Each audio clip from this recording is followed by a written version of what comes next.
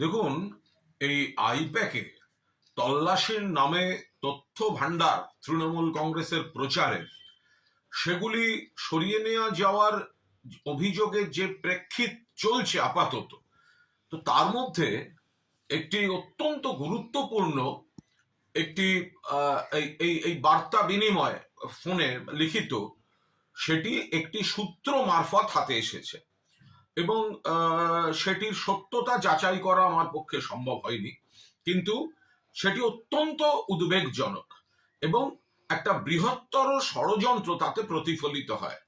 কোনো ব্যক্তি অন্য কোনো ব্যক্তিকে দাদা সম্বোধন করে লিখছেন, as per our sources 13 ED officers in the rank of assistant and deputy director would be traveling to Kolkata tomorrow morning by 6C 5014 and SG 263।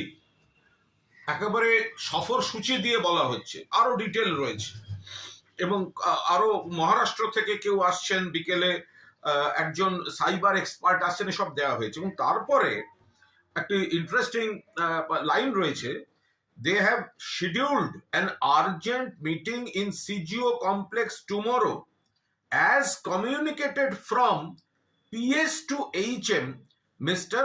Saket Kumar.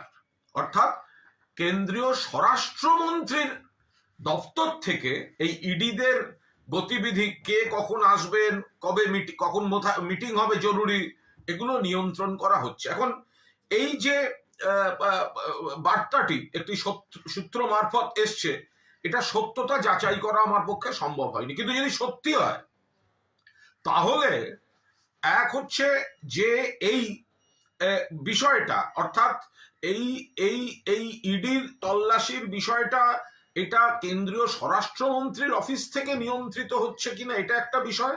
দুই হচ্ছে এই গোটা বিষয়টা আবার দাদা বলে সম্বোধন করে কোনো ব্যক্তিকে সেটা জানানো হচ্ছে, কেউ জানিয়ে দিচ্ছেন, সেটাও একটা গুরুত্বপূর্ণ বিষয়। কারণ কোনো অফিসারকে জানালে দাদা শব্দটা লিখবেন না।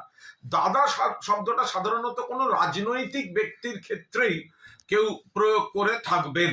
এই তথ্যটা যিনি দিচ্ছেন ইংরেজিতে লেখা, শুধু ওপরে ওই দাদা শব্দটা লেখা। আশা করি তদন্তকারী যারা পুলিশ তদন্ত করছেন তারা গোটা বিষয়টি খতিয়ে দেখবেন। একটি সূত্র মারফত এই বিষয়টি পাওয়া, যদি সত্যি হয় মারাত্মক, সত্য কিনা দয়া করে সেটি যাচাই করা হোক।